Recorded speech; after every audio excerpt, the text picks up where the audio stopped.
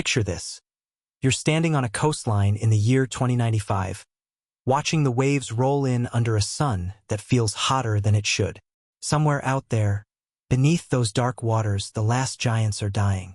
Blue whales, creatures that once dominated the ocean like living cathedrals, are vanishing into extinction. Their populations collapsing by more than 40% in places like New Zealand and over 60% for their sperm whale cousins. But here's the question that should keep you awake at night. What if this isn't the end of the whale story at all? What if, instead, we're witnessing the opening chapter of something far stranger and more unsettling? The ocean doesn't pause for mourning, and evolution never sleeps. While we worry about saving the whales we know, something else is already stirring in the depths. A transformation so profound that the word whale might mean something entirely different a million years from now. This isn't a story about conservation victory or tragic defeat. This is a story about rebirth through catastrophe, about life finding a way forward even when that way leads through darkness we can barely imagine. Let's be brutally honest about what's happening right now, because the science is as cold and merciless as the ocean itself. Climate models predict that by the year 2100, that's within the lifetime of children being born today, local whale populations in the Pacific will simply cease to exist. Fin whales, southern right whales, the majestic blues we've spent decades trying to save from our ancestors' harpoons. Gone. Not globally extinct perhaps, but erased from entire ocean basins where they've lived for millions of years. Their foraging habitats are projected to shrink by 17% as water temperatures climb by up to 6 degrees Celsius in critical feeding zones off the California coast. The krill they depend on, those tiny crustaceans that fuel the largest animals ever to exist on Earth, are dying in warming, acidifying waters that weren't supposed to reach these pH levels for another 50 years. But nature surprised us, and the chemistry of death arrived early. When you expose Antarctic krill to the CO2 levels projected for 2100, their oxygen consumption drops by 31% in just 24 hours. They're suffocating in slow motion, and the whales that depend on them are starving in an ocean that looks full of water but empty of life. Now here's where the story takes its first unsettling turn into the unknown. Mass extinction events don't just kill, they also create. They're evolutionary pressure cookers where the rules of survival get rewritten in real time, and the creatures that emerge on the other side are often unrecognizable shadows of what came before. Think about it. When 90% of a species dies off, the 10% that survives isn't random. Those individuals possess something, some genetic quirk, some behavioral flexibility, some physiological adaptation, that their dead relatives lacked. And here's the terrifying beauty of it.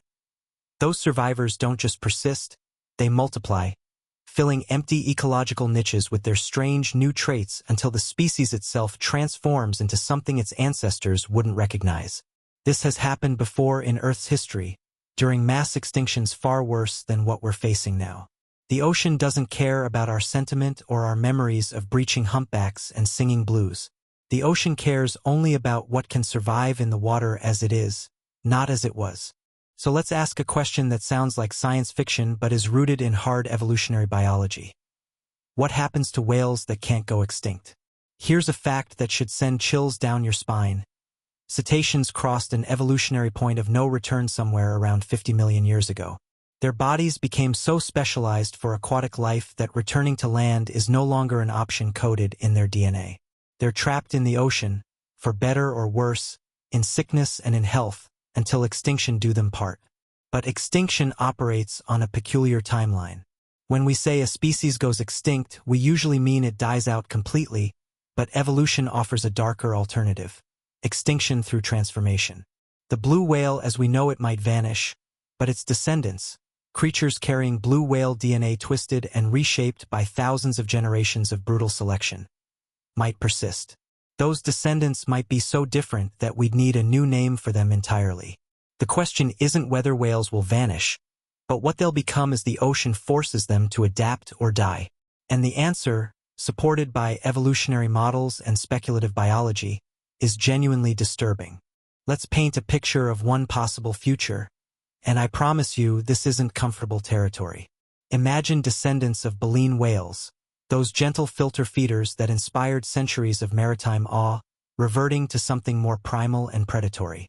There's a concept in evolutionary biology called atavism, the reappearance of ancestral traits that were lost millions of years ago. Baleen whales evolved from toothed ancestors about 30 million years in the past, trading teeth for baleen plates to exploit abundant krill populations. But what happens when those krill populations collapse? What happens when filter feeding becomes a dead-end strategy in a warming ocean? The genome remembers.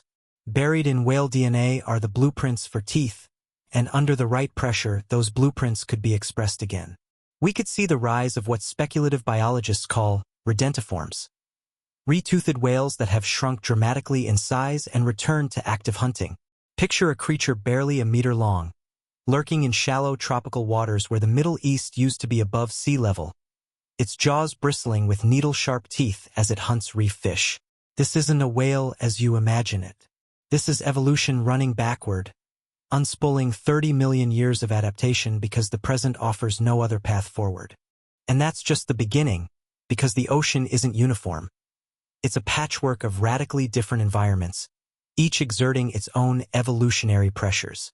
Some whale populations might indeed shrink and return to shallow water predation, becoming dolphin-like hunters in flooded coastlines. But others might take the opposite path, descending into the abyss where conditions are more stable and competition less fierce. The deep ocean, that alien realm below 1,000 meters where darkness is absolute and pressure can crush submarines, might become a refuge for certain lineages. We know from other marine mammals that adaptation to extreme depth is possible. Elephant seals routinely dive to 2,000 meters, and beaked whales go even deeper. Could future whales follow similar paths, developing physiological changes that let them hunt in zones where their ancestors never ventured? The possibilities are genuinely eerie.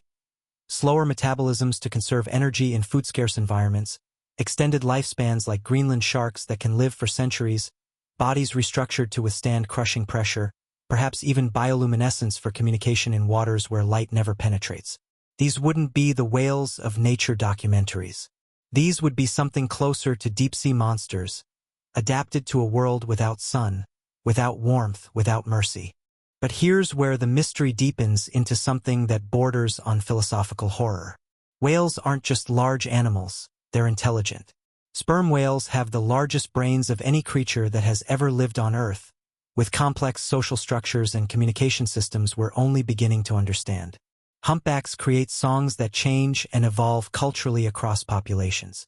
Orcas have dialects and hunting traditions passed down through generations. So what happens to that intelligence under extreme selection pressure? Evolution typically doesn't waste energy on expensive traits like large brains unless they provide survival advantages.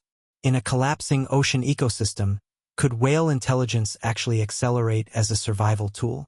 Could we see future whales developing rudimentary tool use, complex social cooperation for hunting in fragmented habitats, or even cultural transmission of knowledge about new food sources and shifting migration routes? This is where speculation meets genuine scientific possibility, and it's unsettling precisely because we can't predict the outcome. Imagine encountering one of these future whales, smaller, stranger, perhaps more desperate, but carrying an intelligence shaped by centuries of adaptation to a dying ocean. Would they recognize us? Would they remember, encoded somehow in behavior or song, that our species was the architect of their transformation? So here's the truth we need to confront as we stand on the edge of this unfolding crisis. The whales are vanishing, yes, but life doesn't end. It transforms. 50 million years from now, assuming the Earth survives our tenure, the ocean might be populated by dozens of whale lineages as different from each other as lions are from weasels, all descended from the giants we're watching die today. There might be miniature reef predators in tropical shallows, abyssal leviathans in the deepest trenches, warm water specialists in newly formed ecological zones, and perhaps even survivors in polar regions adapting to ice-free Arctic seas. But none of them will be the whales we know. None of them will sing the songs we've recorded or migrate the routes we've mapped. The blue whale, that specific configuration of genes and behavior and ecological role, will be as extinct as the dodo, replaced by something that carries its DNA but not its identity. This is the horror at the heart of evolution. It's not merciful. It's not sentimental. and it doesn't preserve the things we love. It only preserves what works in the present moment. The rebirth of whales isn't a happy ending. It's a transformation born from catastrophe, a testament to life's brutal resilience in the face of changes we can barely comprehend. And it's happening right now, in waters all around us, invisible and inevitable as the tide. If you want to understand how evolution creates monsters, you need to understand pressure, not just the crushing weight at the bottom of the ocean, but evolutionary pressure, the kind that reshapes species from the inside out. Right now, at this very moment, the ocean is transforming into something that hasn't existed for millions of years. A chemical soup of dissolved carbon dioxide, warming water, and vanishing oxygen. It's a combination so lethal, so fundamentally hostile to life as we know it, that scientists have a special term for what happens when these three forces converge: metabolic storms. These aren't metaphorical storms. They're physiological catastrophes where heat, hypoxia, and acidification combine to attack the very biochemistry that keeps marine animals alive. And here's the terrifying part. These metabolic storms don't just kill randomly. They select. They choose which organisms possess the traits necessary to survive in waters that are becoming increasingly alien to the creatures that evolved in them. For whales, those magnificent giants that have ruled the oceans for 50 million years, the question isn't whether they can weather the storm. The question is what they'll become when the storm finally passes. Let's talk about ocean acidification first, because it's the silent killer that most people don't fully understand. When we pump carbon dioxide into the atmosphere, roughly 1/3 of it gets absorbed by the ocean in a process that should sound comforting. The sea is taking our pollution and hiding it away. But here's the catch. That carbon dioxide doesn't just disappear. It reacts with seawater to form carbonic acid, which breaks down into hydrogen ions and lowers the pH of the entire ocean. Since the Industrial Revolution, ocean pH has already dropped by about 0.1 units, which doesn't sound like much until you remember that pH is a logarithmic scale. That means the ocean is now 30% more acidic than it was 200 years ago. Project forward to the year 2100 under our current emissions trajectory, and we're looking at a pH drop that will take us to levels not seen in tens of millions of years. The water won't be battery acid, it'll still look like water, smell like salt, feel like the ocean you remember, but at the molecular level it's becoming a fundamentally different substance. And for the creatures living in it, that difference is catastrophic. Here's where the biology gets truly nightmarish. Acidification attacks the foundation of the marine food web. In acidic water, the carbonate ions that calcifying organisms need to build their shells and skeletons simply aren't available. They've bonded with excess hydrogen ions instead. Pteropods, those tiny sea butterflies that drift through cold polar waters in massive swarms, start to dissolve. Put one in water adjusted to a pH of 7.8. That's the projected pH for the year 2100. And within 45 days its delicate shell has literally disintegrated, eaten away by the chemistry of its own environment. Now, you might think, okay, so some tiny snails die, why should anyone care? Here's why you should care. Pteropods are the primary food source for herring, mackerel, tuna, salmon, and multiple species of whales. When pteropods vanish, everything that depends on them faces starvation. But it gets worse because pteropods are just one player in a cascading collapse. Foraminifera, those microscopic shelled plankton, show reduced calcification rates. Krill exposed to acidified water experience a 31% drop in oxygen consumption within 24 hours. They're suffocating even though they're surrounded by water. Corals, which host a quarter of all marine biodiversity despite covering only 0.1% of the ocean floor, are projected to experience massive die-offs globally. The entire scaffolding of marine life is coming apart, and whales sit at the very top of this crumbling pyramid. But acidification doesn't work alone. It has two accomplices, and together they form a trinity of extinction-level threats. The second killer is warming. As the ocean absorbs heat from a warming atmosphere, water temperatures are climbing by up to 6 degrees Celsius in critical whale habitats like the California coast. Warm water holds less dissolved oxygen than cold water, which brings us to the third killer, hypoxia. The combination is devastating because these stressors don't just add up. They multiply. A whale trying to survive in warm water needs more oxygen because its metabolism speeds up with temperature. But the warmer water contains less oxygen to begin with, and what oxygen does exist is harder to extract because of pH changes affecting the whale's own blood chemistry. It's like trying to breathe at high altitude while running a fever while someone slowly replaces the air with something thinner and more toxic. This is what a metabolic storm looks like from the inside. A cascading physiological crisis where every adaptation that kept your ancestors alive for millions of years suddenly becomes inadequate. And you can't just swim away because the entire ocean is transforming.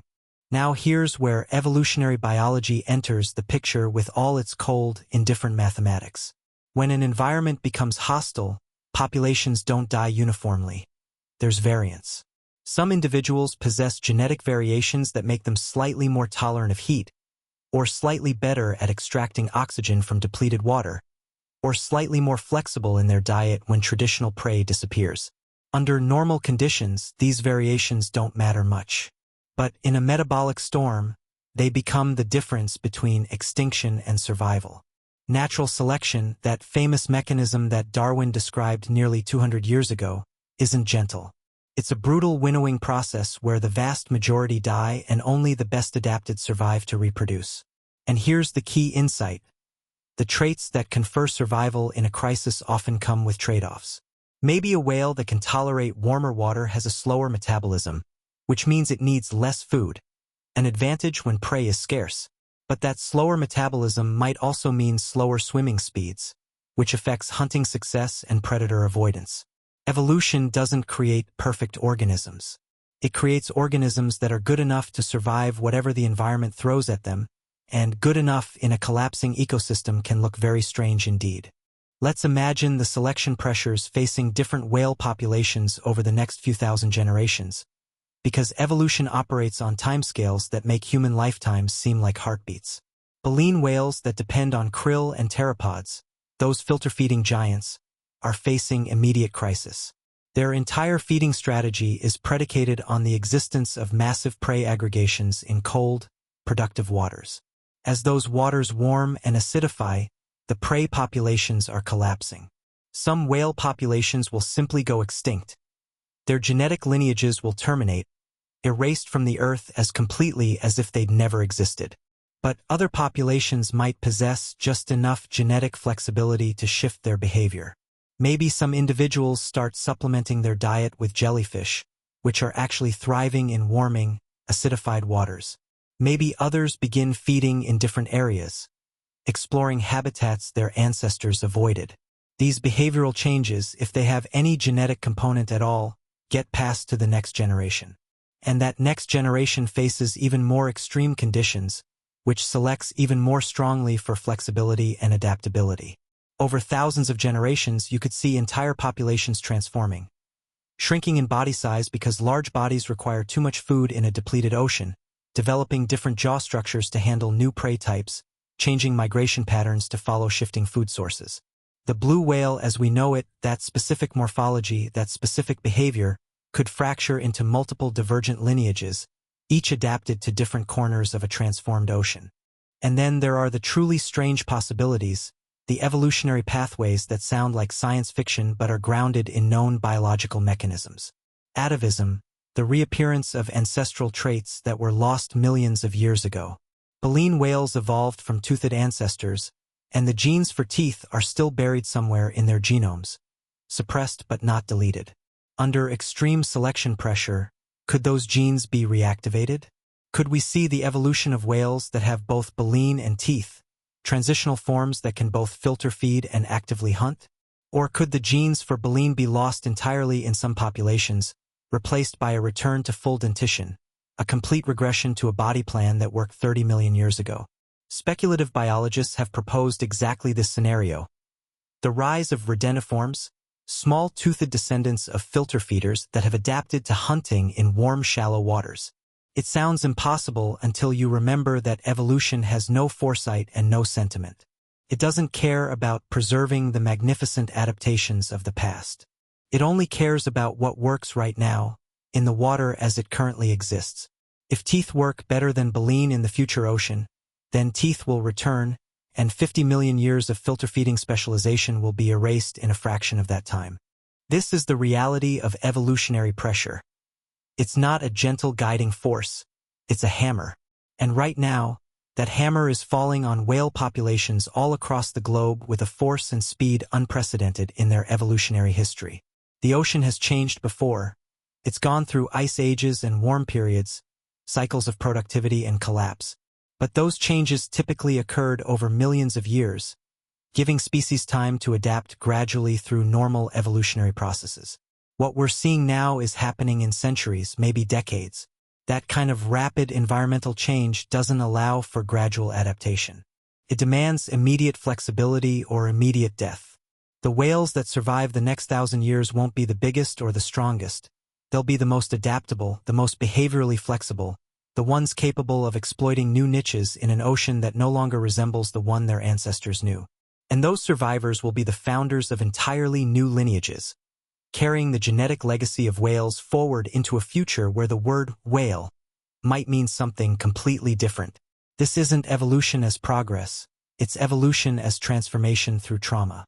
The biological pressure cooker is heating up, and whatever emerges on the other side will be shaped by forces we've unleashed but can't control. There are certain moments in evolutionary history that seem impossible, transformations so radical that they defy everything we think we understand about how biology works.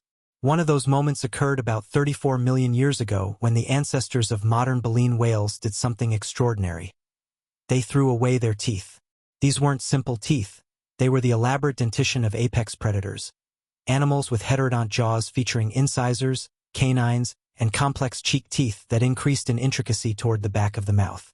These teeth had served their ancestors perfectly well for millions of years, enabling them to catch fish, tear flesh, and dominate their marine environments. But then something changed in the ocean, and in response, an entire lineage of toothed whales gradually replaced their dental equipment with something completely different. Baleen, those curtain-like plates of keratin that turn a whale's mouth into a living sane net.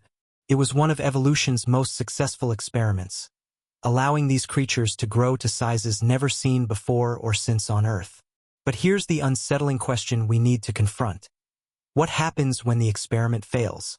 What happens when the ecological conditions that favored baleen collapse, and the ocean starts selecting for something older, something more primal? The answer might already be written in whale DNA, waiting for the right crisis to read it aloud. Let's talk about something that sounds like pure horror fiction but is actually well-documented developmental biology. Baleen whale fetuses grow teeth.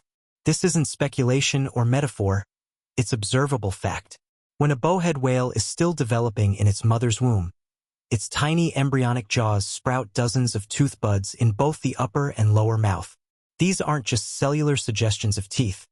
They're actual tooth germs that progress through multiple developmental stages, forming recognizable dental structures that sometimes even begin to mineralize. The fetus is briefly, secretly, a toothed whale, carrying on a pattern established by its ancestors tens of millions of years ago. But then something remarkable and disturbing happens. The teeth disappear. Toward the end of prenatal development, these tooth structures are resorbed, dissolved back into the developing tissue, leaving no trace by the time the calf is born. In their place, the upper jaw begins forming the keratinous baleen plates that will define the animal's entire feeding strategy for life. Scientists call these vanishing fetal teeth vestigial structures, evolutionary leftovers that serve no function but persist because evolution never fully erases its history. The genes for building teeth are still there, buried in the whale's genome like landmines waiting to be triggered. This is where the concept of atavism enters the picture, and it should genuinely unsettle anyone who thinks evolution only moves forward. Atavism is the reappearance of ancestral traits that were supposedly lost millions of years ago, the past reaching up through deep time to reassert itself in the present. It happens across the animal kingdom more often than you'd think. Horses occasionally born with extra toes, reminiscent of their multi-toed ancestors. Humans born with tails that haven't been part of our body plan for 25 million years. Whales occasionally seen with visible hind limb buds projecting from their flanks, remnants of legs their ancestors used to walk on land. These aren't mutations in the traditional sense. They're dormant genetic programs accidentally reactivated, ancient blueprints that were never actually deleted, just suppressed. And here's the crucial insight. If the developmental machinery for building teeth still exists in baleen whales, And if those genetic programs can be accidentally reactivated through random mutations, then they can also be deliberately reactivated through natural selection if teeth suddenly become advantageous again. Evolution doesn't care about progress or modernity, it only cares about what works right now, in the current environment. And if the current environment increasingly resembles the past, then past adaptations might become future solutions. Now imagine the selection pressures facing baleen whales over the next few thousand generations as the ocean transforms into something hostile to filter feeding. Their entire existence is predicated on a very specific ecological arrangement. Massive aggregations of tiny prey, krill, copepods, pteropods, concentrated in cold, productive waters where upwelling brings nutrients to the surface and fuels explosive plankton blooms. A single blue whale needs to consume about 4 tons of krill per day during the feeding season just to maintain its enormous body. But those krill populations are collapsing as waters warm and acidify, projected to decline by massive percentages by the end of this century. The food source that made baleen whales possible is vanishing, and the whales can't simply switch to eating larger prey because their mouths are adapted for filtering, not biting. A baleen whale trying to catch a fish is like trying to collect water with a net. The tool is fundamentally wrong for the task. Most populations will simply starve to extinction. But in some populations, in some individuals, random genetic mutations might do something extraordinary. They might partially reactivate those dormant tooth-building programs that have been suppressed for 34 million years. And if those individuals can catch fish, squid, or other active prey that their baleen-equipped relatives cannot, they'll survive when their cousins starve. Natural selection will favor them.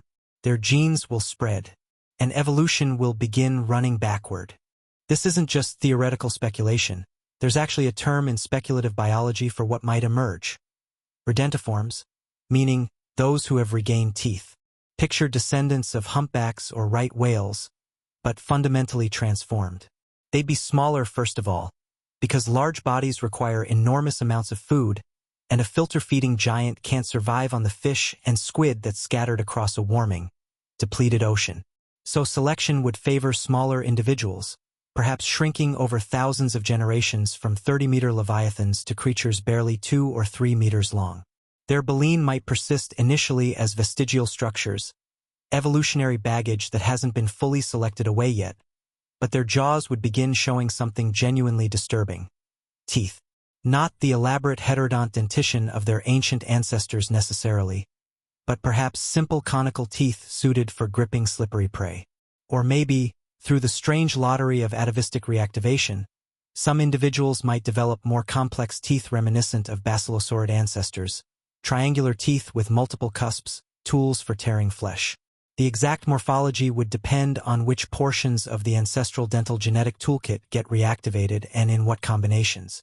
But the end result would be creatures that look wrong, whales that hunt with teeth in shallow tropical waters that were once dry land, evolutionary throwbacks swimming in a future ocean. Let's paint a specific picture to make this horror tangible. Imagine the year is 5000 AD and the Middle East is underwater, flooded by rising seas that have redrawn the map of the planet.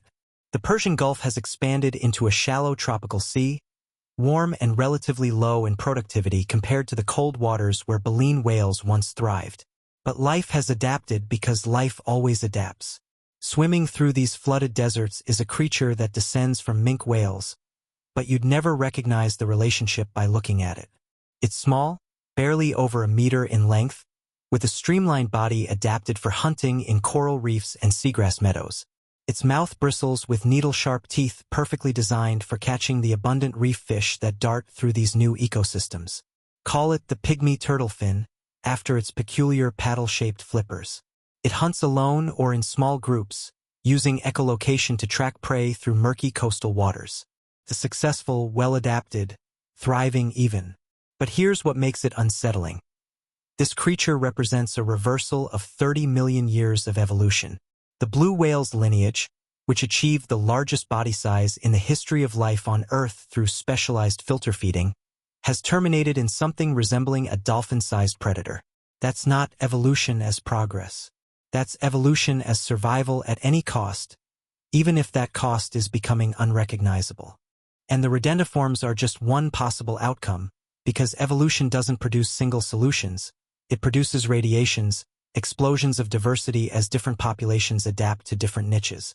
In warmer waters where large prey is scarce but small fish are abundant, you might see these small-toothed hunters. In other regions where jellyfish and salps are proliferating in warming, oxygen-depleted waters, you might see descendants that develop specialized structures for handling gelatinous prey. Perhaps a combination of baleen and teeth, transitional forms that seem impossible but are actually advantageous in a changing ocean. In deeper waters where conditions are more stable, some baleen whale populations might persist with their traditional filtering strategy, but even they would be transformed, smaller, more efficient, adapted to survive on less food. The point is that the ocean won't produce one future whale. It will produce dozens of divergent lineages, each shaped by local conditions, each carrying forward some portion of the ancestral whale genome while discarding or transforming other portions. Some will retain more of the baleen whale identity. Others, like the redentiforms, will have regressed so thoroughly that calling them baleen whales would be anatomically incorrect. They'll be something new, forged from something very old, evolution cannibalizing its own history to survive an unprecedented crisis. This is the true horror of what we're witnessing. Not extinction in the simple sense, but transformation through atavism, the future shaped by the deep past.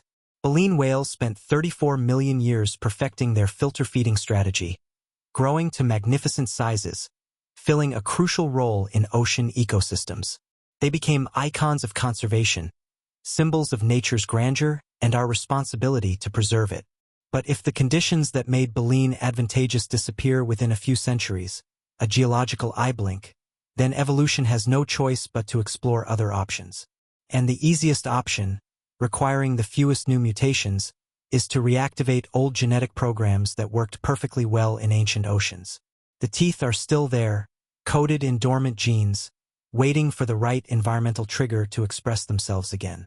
We're not just watching extinction, we're watching the unmaking of evolutionary innovations, the regression of specialized forms back toward generalized ancestors. The whales of the future might look eerily similar to the whales of the distant past, small-toothed predators hunting in warm, shallow seas. Its evolution as Ouroboros, the serpent eating its own tail, and we're the ones who set the table for this disturbing feast. The rebirth of whales through the strange regression of atavism is already beginning in the womb of every baleen whale fetus that briefly, secretly grows teeth before dissolving them. The question isn't whether it will happen. The question is how fast, how complete, and whether we'll even recognize the creatures that emerge on the other side as the descendants of the giants we failed to save. If you want to understand what drives evolution into truly alien territory, you need to look at the places where normal life becomes impossible. We've been talking about whales adapting to warm, shallow waters, those future redentiforms hunting in flooded deserts. But that's only half the story. The ocean isn't uniform. It's a vertical realm of radically different worlds stacked on top of each other, each with its own physics, its own chemistry, its own rules for survival. At the surface, there's light and warmth and the familiar rhythms of day and night. But descend deeper and the light begins to fail. By 200 meters, you're in permanent twilight. At 1,000 meters, the darkness is absolute and the pressure could crush a car. And at the very bottom, the hadal zone, those deepest trenches that plunge 7, 8, even 11 kilometers below the surface, conditions become so extreme that life itself seems like a mistake, a defiance of thermodynamics. Yet life persists there, adapted to pressures exceeding 1,000 atmospheres, to cold that never changes, to darkness that has reigned for millions of years. And here's the unsettling question. As the surface ocean becomes increasingly hostile, might some whale populations flee not outward, but downward? Might we witness the evolution of whales that exchange the dying light for the eternal abyss? The idea sounds insane until you remember that whales are already exceptional divers, pushing the boundaries of what mammalian physiology can achieve. Sperm whales routinely dive to depths exceeding 2,000 meters, staying submerged for over an hour while hunting giant squid in the midnight zone where no surface light penetrates. Cuvier's beaked whales hold the mammalian dive record at nearly 3,000 meters. That's almost 2 miles straight down, with dives lasting nearly 4 hours. These aren't occasional emergency descents. This is their normal hunting behavior, their daily routine. Their bodies are adapted for it in ways that seem almost extraterrestrial. Collapsible lungs that prevent nitrogen narcosis, muscles packed with oxygen-storing myoglobin at concentrations that would be toxic to us, blood that can tolerate massive pressure changes, and metabolisms that can shift into a low-power mode that conserves oxygen while still maintaining brain function. These whales are already semi-abyssal creatures, commuting between the surface for air and the depths for food. So the question isn't whether whales can go deep, they already do. The question is whether some populations, fleeing a collapsing surface ecosystem, might go deeper still and eventually never come back up. Or rather, come up so infrequently that they become effectively abyssal, creatures of the darkness with only a vestigial connection to the sunlit world above. Let's think about the evolutionary pressures that might drive this descent. At the surface and in the upper ocean zones, whales face a perfect storm of threats. Warming waters, collapsing prey populations, ocean acidification, increased ship traffic, entanglement in fishing gear, noise pollution, and habitat loss. It's an environment where the traditional strategies, surface feeding, social cooperation in well-lit waters, predictable seasonal migrations, are becoming increasingly untenable. But the deep ocean, particularly below 1,000 meters, is relatively stable.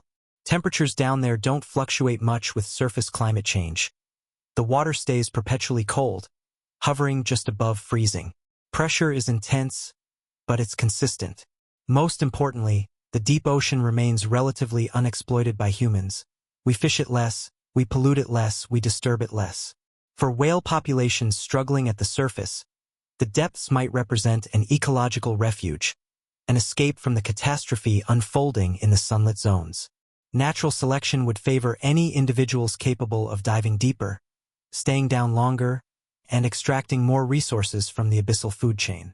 Over thousands of generations, you could see populations gradually shifting their entire lifestyle toward the depths, spending less and less time at the surface until that boundary crossing becomes the defining event of their biology. Now let's talk about the physiological changes that would be necessary for truly abyssal whales, because the adaptations would be profound and genuinely disturbing. First, the pressure problem. At 4,000 meters, about the average depth of the ocean floor, the pressure is roughly 400 times atmospheric pressure.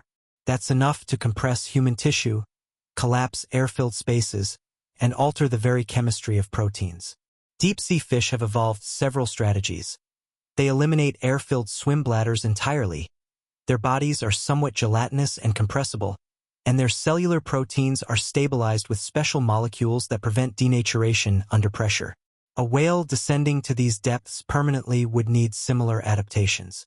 Their bones might become less dense and more flexible, reducing structural weaknesses where pressure could cause fractures.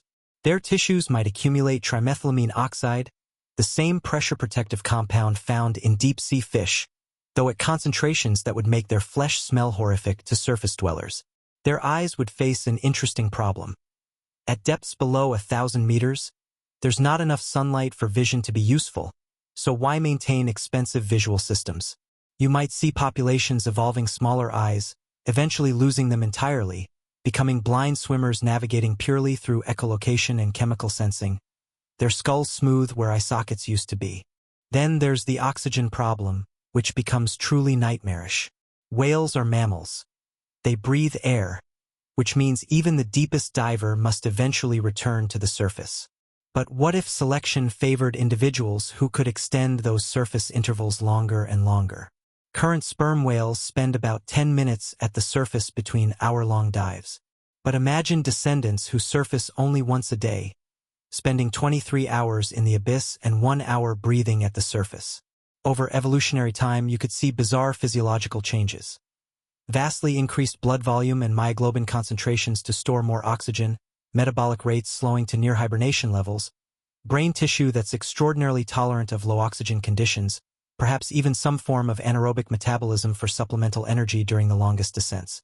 The whales would effectively be living on the edge of asphyxiation constantly, their entire physiology a balancing act between the need for oxygen and the imperative to stay deep. They might grow very slowly, reproduce infrequently, and live for centuries like Greenland sharks, which inhabit similar cold, dark environments and can survive for over 400 years. Time itself would move differently for these creatures. And here's where the speculation enters truly alien territory: bioluminescence. In the deep ocean, communication becomes a profound challenge. Sound works, and indeed whales would likely maintain their sophisticated echolocation systems. But visual signaling in the dark requires generating your own light.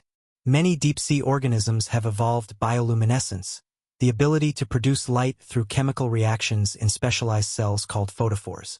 Fish use it for luring prey, for species recognition, for confusing predators, for courtship displays. Could whales evolve similar capabilities? The genetic pathways for bioluminescence have evolved independently dozens of times across different animal lineages, which suggests it's not impossibly difficult for evolution to stumble upon. Imagine abyssal whales with patterns of glowing photophores along their flanks, flashing in species-specific patterns to identify themselves to each other in the darkness. Or predatory descendants that have evolved light-producing organs near their mouths, luring prey in the style of anglerfish, using pulses of blue-green light to mimic the bioluminescence of squid or fish. The image is genuinely eerie. Whales that glow in the dark, their bodies covered in constellations of cold light, creatures that have adapted so completely to the abyss that they've become part of its otherworldly ecology. They wouldn't look like the whales we know. They'd look like something from science fiction, bioluminescent leviathans swimming through eternal night. Let's paint the full picture of what an abyssal whale ecosystem might look like 10 million years in the future. Different lineages would occupy different depth zones, each specialized for particular pressure ranges and food sources. In the bathyal zone, between 1 and 4,000 meters, you might find descendants of beaked whales that have become specialized hunters of bioluminescent squid and deep-sea fish. They'd be lean, efficient predators with massive eyes adapted to detect the faintest bioluminescent glimmers, their bodies torpedo-shaped for pursuing fast-moving prey through three-dimensional darkness. Deeper still, in the abyssal plains at 4 to 6,000 meters, you might encounter the descendants of sperm whales, the giants of the deep transformed into something even stranger. These could be slow-moving, almost sluggish creatures with enormous heads housing echolocation organs of terrifying sensitivity, mapping the contours of the ocean floor in complete darkness as they search for benthic organisms. And in the hadal zone, those deepest trenches where pressure exceeds 1,000 atmospheres, you might find the most extreme forms. Small, almost worm-like descendants that have abandoned active swimming entirely, instead drifting with slow fin movements through the hadal currents, feeding on carrion that sinks from above, their bodies compressed and gelatinous, their metabolism so slow that they take years to reach maturity. These wouldn't be recognizable as whales by any external morphology. Only DNA analysis would reveal their connection to the surface giants. This is the disturbing promise of abyssal evolution. The ocean's depth offers refuge, but at a cost measured in strangeness and alienation. The whales that descend into permanent darkness won't just adapt. They'll transform into creatures that would horrify their surface ancestors. They'll lose their eyes, or transform them into bizarre organs sensitive only to bioluminescence. They'll lose the warm blood that characterizes mammals, allowing their body temperatures to drop toward ambient cold to conserve energy. They might lose their complex social structures because communication in the abyss is difficult and energy for social maintenance is scarce. They'll become solitary hunters or scavengers, meeting others of their kind only to breed, their songs transformed into low-frequency moans that travel thousands of kilometers through deep water but sound nothing like the haunting melodies of humpbacks. And perhaps most unsettling, they'll lose all connection to humanity because we'll never see them.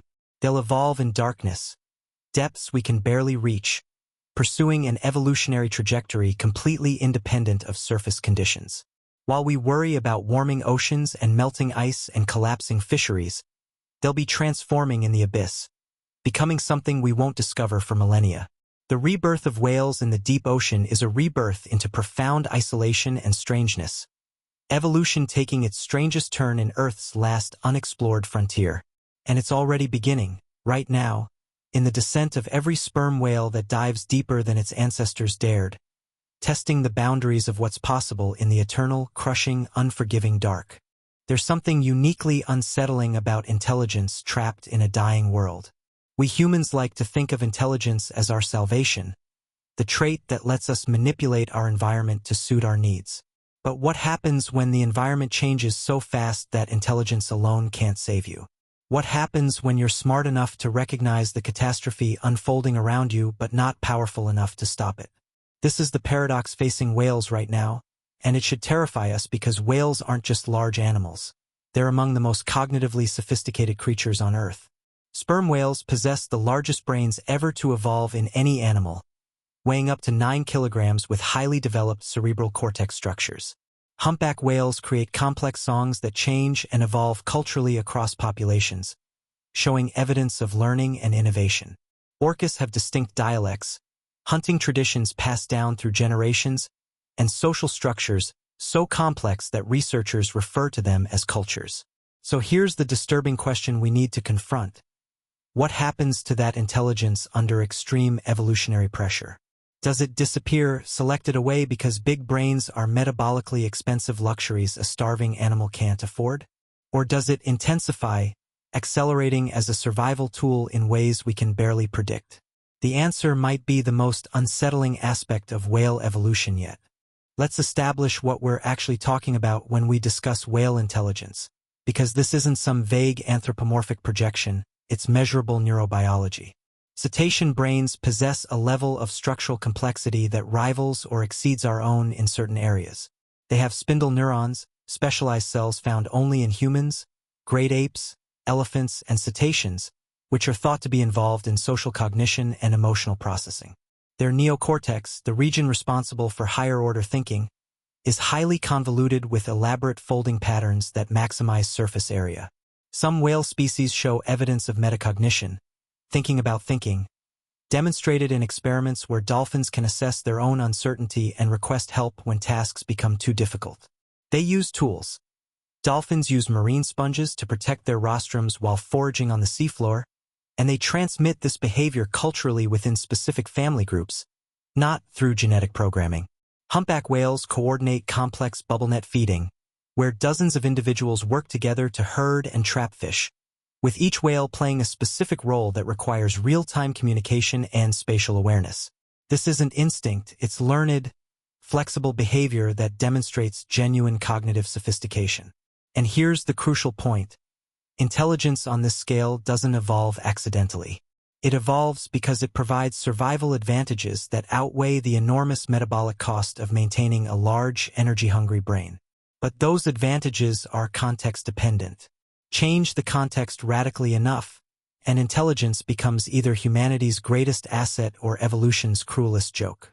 Now imagine the selection pressures on whale intelligence over the next several thousand generations as the ocean transforms into something hostile and fragmented. Traditional whale survival strategies, predictable migrations between feeding and breeding grounds, exploitation of seasonal prey aggregations, social coordination in stable multi-generational pods, are breaking down because the ocean itself is breaking down. The krill swarms that used to appear in the same locations every year are now arriving weeks late or not at all, forcing whales to search unpredictable areas. Traditional migration routes lead to waters that are now too warm, too acidic, or too depleted to support life. Pod structures are fracturing as mortality rates soar and breeding success plummets. In this chaos, what becomes valuable isn't following ancestral patterns. It's the ability to recognize new patterns, to innovate, to communicate discoveries about novel food sources or safer migration routes. Intelligence, specifically behavioral flexibility and social learning, becomes the ultimate survival trait. Whales that can remember which new areas produced food last season, that can communicate this information to their podmates, that can experiment with new hunting techniques when old ones fail, these individuals will survive when their less cognitively flexible relatives starve. Natural selection would favor them intensely. Their genes would proliferate, and over thousands of generations, you could see whale intelligence not declining but intensifying, becoming more sophisticated because the complexity of their survival challenges has increased exponentially. But here's where the speculation enters deeply uncomfortable territory. Could we witness the evolution of something approaching tool use or even rudimentary technology in whale populations? This sounds like science fiction until you examine the evidence we already have. New Caledonian crows manufacture complex tools from multiple materials. Sea otters use rocks to break open shellfish and maintain favorite stones throughout their lives. Capuchin monkeys use stone hammers and anvils to crack nuts, a behavior that requires selecting appropriate rocks, transporting them, and learning proper striking technique. These aren't closely related species. They represent independent evolutionary events where intelligence produced tool-using behavior. Dolphins already use tools in certain populations. The sponge-foraging behavior appears to be increasing in frequency and geographic range, suggesting it's actively advantageous. So ask yourself, in a future ocean where traditional prey is scarce but new resources are available, might some whale populations develop more sophisticated tool use? Perhaps using objects to pry shellfish from rocks in shallower waters? Perhaps using debris to manipulate their environment in ways we haven't observed yet. The limiting factor for whales has always been their flippers. They're excellent for swimming but terrible for manipulating objects. But evolution is creative, and under intense selection pressure, you could see anatomical changes. More flexible flippers, better tactile sensitivity, stronger gripping abilities. Over millions of years, the gap between human-like manipulation and whale flippers could narrow in populations where object manipulation provides survival advantages. Then there's the even more disturbing possibility: enhanced social communication leading to something resembling cultural evolution operating on accelerated timescales. Whale songs already show cultural transmission. Humpback songs change gradually over seasons, with new phrases introduced, old phrases modified, and innovations spreading through populations in ways that exactly mirror human cultural diffusion. But what if selection pressure favored whales that could transmit more complex information more efficiently? What if pod structures evolved to specifically facilitate information transfer between generations, with older, experienced individuals actively teaching younger whales not just through observation but through more sophisticated communication? We know that orca grandmothers increase the survival rates of their grandchildren by sharing ecological knowledge, particularly during food scarcity. This suggests that information transfer already has measurable fitness benefits. Scale this up over thousands of generations under extreme selection pressure, and you could see populations evolving communication systems of increasing complexity, possibly even approaching what linguists would recognize as syntax, structured combinations of sounds that carry context-dependent meanings. They wouldn't develop human language, obviously. Their communication would be fundamentally cetacean, adapted to acoustic propagation through water over vast distances. But it might become sophisticated enough to transmit detailed information about novel food sources, dangerous areas, seasonal changes, and successful hunting strategies, creating a feedback loop where cultural evolution begins to operate alongside genetic evolution. Here's the philosophical horror at the center of this possibility. Whales might become intelligent enough to recognize their own predicament. Not in the abstract way we understand it with graphs and climate models, but in the visceral, experiential way that comes from watching your pod die, from searching empty waters that used to teem with prey, from swimming through warming currents that feel fundamentally wrong. Could future whales possess enough self-awareness to comprehend that their world is ending? To pass that knowledge to their offspring through whatever communication systems they've evolved? Imagine encountering a whale descendant in the year 10,000 AD, a creature that survived through millennia of adaptation to a transformed ocean, carrying genes from ancestors that lived in our time. What would it think of us if it could think in those terms?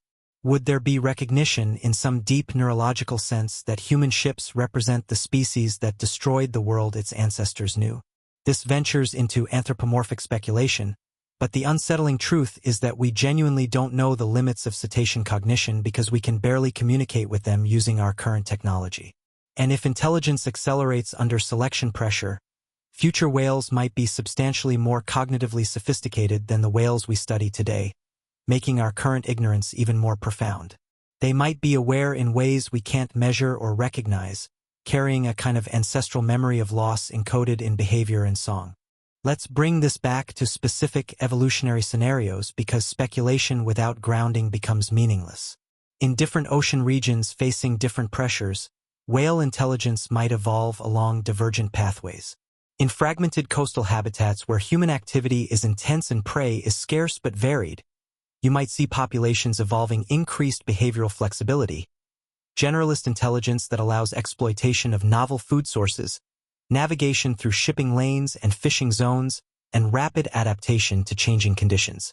These whales might become more solitary or form smaller, more fluid social groups because large stable pods are harder to sustain in resource-poor environments. Their intelligence would be characterized by individual problem-solving and innovation. In contrast, in offshore pelagic zones where prey is more mobile and environmental conditions are more variable, you might see populations evolving enhanced social communication and cooperation. Collective intelligence where information sharing becomes the key to finding shifting food sources across vast areas. These whales would maintain larger pod structures specifically because group cognition outperforms individual intelligence when dealing with highly unpredictable resource distribution. Their communication systems might become more complex, their social bonds more crucial. And in deep abyssal environments, if any populations adapt to permanent depth as we speculated earlier, intelligence might take a completely different form. Perhaps enhanced spatial memory for navigating complex three-dimensional terrain in darkness, or sophisticated echolocation that borders on technological, the ability to map entire underwater landscapes in extraordinary detail through sound alone. Each lineage would develop cognitive specializations suited to their particular niche. Step back for a moment and consider the full scope of what we've been describing. Not one future for whales, but many futures unfolding simultaneously in different regions of a fractured ocean. This is how evolution actually works, not as a single linear transformation, but as an explosion of diversity, a radiation of forms each adapted to specific local conditions. We've talked about redentiforms, those small-toothed descendants hunting in warm shallows. We've imagined abyssal whales descending into permanent darkness, their bodies compressed and strange. We've speculated about intelligence intensifying under pressure, creating populations with enhanced cognition and cultural transmission. But here's what we need to confront directly. All of these transformations are happening at the same time in different populations under different selection pressures. The ocean isn't uniform. It's a mosaic of environments, each one changing in its own way, each one selecting for different traits. And the result, 10 million years from now, 50 million years from now, will be a diversity of whale lineages as varied as mammals on land, as different from each other as wolves are from bats, as elephants are from weasels. They'll all carry whale DNA. They'll all descend from the giants we know today. But they'll be monuments to transformation, living proof that evolution's response to catastrophe is not preservation but reinvention on a scale that erases everything we think we understand about what a whale is. Let's paint the complete picture systematically, region by region, because the geography of the future ocean will determine the morphology of its inhabitants. Start with the polar regions, which are warming faster than any other part of the planet. By the year 2100, Arctic summer sea ice is projected to virtually disappear, fundamentally altering ecosystems that have existed for 11,000 years. For ice-associated species like bowhead and beluga whales, this represents an extinction-level crisis. Their entire life cycle is synchronized with sea ice dynamics, and when that ice vanishes, so does their ecological foundation. Models predict severe habitat loss and potential local extinctions by 2100 for several populations. But some lineages might adapt through behavioral plasticity, shifting their ranges poleward as long as ice persists anywhere, or transitioning to ice-free summer strategies like gray whales appear to be attempting in the North Pacific. Over deeper time, you might see descendant populations that have completely abandoned ice association, transforming into temperate or even warm water specialists. They'd be smaller, more generalized feeders, perhaps developing different social structures adapted to less seasonal environments. These wouldn't be the Arctic specialists we recognize. They'd be something new, forged by the loss of everything their ancestors depended upon. And in the deep cold waters beneath the vanishing ice, where temperature gradients remain stable, you might see other lineages descending permanently into the abyss, following the evolutionary pathway we discussed earlier, becoming deep-water specialists that surface rarely or never, their connection to ice completely severed. Move to the tropical and subtropical zones, which are expanding poleward as the planet warms. These regions are becoming warmer, more acidic, and generally less productive in terms of traditional whale prey like krill and copepods. But they're seeing explosions of jellyfish and salp populations, gelatinous organisms that thrive in degraded marine ecosystems. For most modern whale species, this is a death sentence. You can't sustain a 30-meter body on jellyfish. The energy density is too low. But for smaller descendants willing to shrink their body size over thousands of generations, jellyfish might represent an abundant, if nutritionally poor, food source. You could see the evolution of specialized gelatinivores, small whales with modified feeding apparatus for handling slippery gelatinous prey, perhaps a combination of baleen for filtering and teeth for gripping, transitional forms that seem bizarre but are perfectly adapted to the available resources. And in the warmer coastal waters, especially in regions that are currently above sea level but will be flooded by rising seas, you might see those redeniform populations we've discussed. Small-toothed hunters exploiting reef fish, squid, and other active prey in shallow tropical waters. These would be the most dramatically transformed lineages, having regressed through atavism to reclaim ancestral tooth morphologies. Picture flooded river valleys, submerged cities, coastal plains transformed into shallow seas, all populated by miniature whale descendants that hunt like dolphins or even like primitive cetaceans from 40 million years ago. The diversity within this tropical zone alone could be extraordinary. Surface feeders, reef specialists, open water pursuers, each filling different ecological niches. In the mid-latitude temperate zones, areas like the North Atlantic, North Pacific, and Southern Ocean between the Antarctic convergence and subtropical waters, conditions will be variable and unstable. These are the battleground regions where traditional whale populations are currently suffering the most dramatic declines. Models predict concerning drops by 2100 for multiple species, with some populations facing local extinction as their prey base collapses and interspecific competition intensifies. Fin whales, blue whales, humpbacks, and southern right whales all show projected population crashes in Pacific regions, with Atlantic and Indian Ocean populations also declining sharply. This is happening because temperate zones are losing their productivity advantages. Warming is pushing cold water prey species poleward while tropical species haven't moved in to replace them, creating a transitional zone that's relatively barren. In the short term, this means mass mortality and population collapse. But over evolutionary timescales, it creates intense selection pressure for flexibility. The lineages that survive in temperate zones will be the most adaptable. Generalist feeders that can exploit multiple prey types, behaviorally flexible populations that can modify migration patterns rapidly, perhaps species that develop enhanced cognitive abilities for problem-solving in unpredictable environments. These might become the most intelligent whale lineages, forced to outthink their way through a constantly shifting resource base. And they might be the smallest on average, because smaller body size allows for faster generation times and more rapid evolutionary responses. Then there are the deep ocean zones, which we've touched on but need to emphasize, the bathyal and abyssal plains that cover more than half the planet's surface. These regions are relatively stable compared to surface waters, with temperatures and chemistry changing slowly even as the surface ocean transforms. For populations fleeing surface catastrophes, the deep ocean represents refuge, but refuge at a terrible cost measured in strangeness. We've speculated about whales adapting to permanent depth, developing physiological changes for pressure tolerance, possibly losing eyes and developing enhanced echolocation, potentially even evolving bioluminescence for communication in darkness. But here's what makes this scenario genuinely eerie. We would lose track of them. These populations would be effectively invisible to surface observation, pursuing evolutionary trajectories completely independent of what's happening in the sunlit zones. We might not discover them for thousands of years, and when we finally develop technology sophisticated enough to explore the abyss thoroughly, we'd encounter creatures that descend from whales but look like nothing we've ever seen. Compressed bodies, enormous echolocation organs, bioluminescent patterns, behaviors adapted to three-dimensional navigation in total darkness. They'd be alien in every sense except genetic. DNA analysis would reveal them as cetaceans, but morphologically and behaviorally they'd be unrecognizable. And there might be multiple lineages independently adapting to different depth zones, creating a vertical stratification of whale diversity from the bathyal to the hadal, each layer with its own specialized forms. But the truly unsettling aspect of this speculative radiation is what it reveals about evolution's priorities. Survival at any cost, even if that cost is identity itself. The whales we know today, blue whales, humpbacks, right whales, greys, fins, minks, bowheads, These specific forms represent millions of years of evolution optimizing for specific ecological roles in a relatively stable ocean.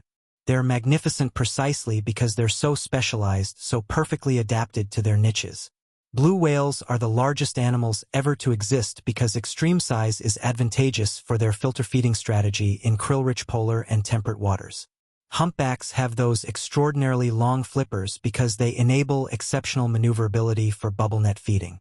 Bowhead whales have those massive skulls for breaking through ice. Every aspect of their morphology reflects deep evolutionary history. But when the environment changes radically, specialization becomes a death sentence. The blue whale's extreme size becomes a liability when there's not enough food to sustain a 100-ton body. The bowhead's ice-breaking adaptations become irrelevant when there's no ice to break. Specializations that took millions of years to refine are suddenly evolutionary baggage, and selection ruthlessly favors any individuals that are less specialized, more flexible, capable of doing something other than the one thing their ancestors perfected. This is evolution's cruelty. It preserves genes, not forms. Preserves lineages, not species. The blue whale as a morphological entity will go extinct, but its genetic legacy might persist in creatures so different that calling them blue whales would be taxonomically absurd. They'd need new names, new classifications, new understanding. So here's the complete vision of the future ocean's whale diversity, synthesizing everything we've explored. In the year 50 million AD, assuming Earth and its oceans persist, a marine biologist cataloging cetaceans would encounter a bewildering array of forms distributed across the planet's waters. In the remaining cold polar refuges, if any ice persists at all, there might be relatively conservative lineages, whales that look somewhat like their ancient ancestors because they successfully tracked their preferred habitats poleward as the planet warmed. But these would be rare, relict populations clinging to the last fragments of the old world.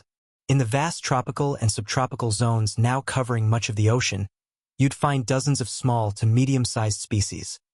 Toothed predators hunting reef fish in shallow waters, gelatinivores filtering jellies in degraded pelagic zones, specialists exploiting niches that didn't exist in our time.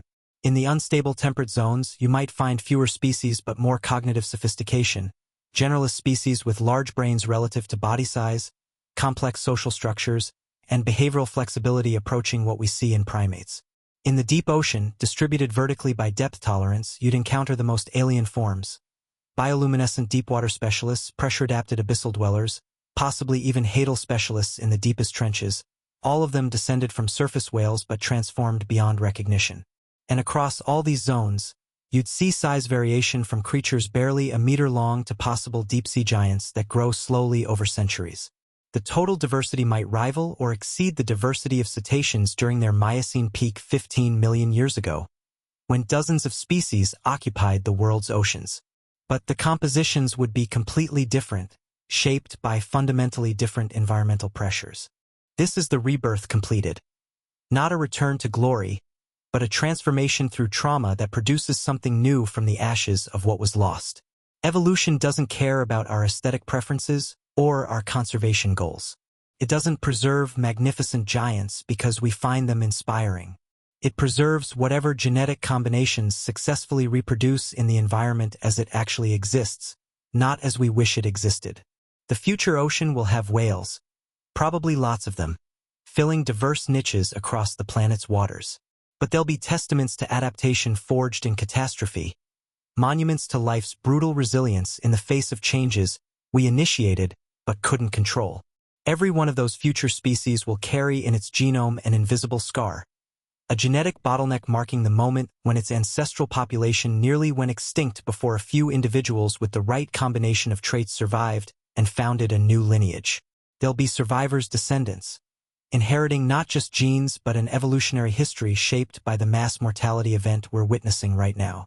And the tragedy, the genuine horror at the heart of this story, is that none of those future whales will know what was lost.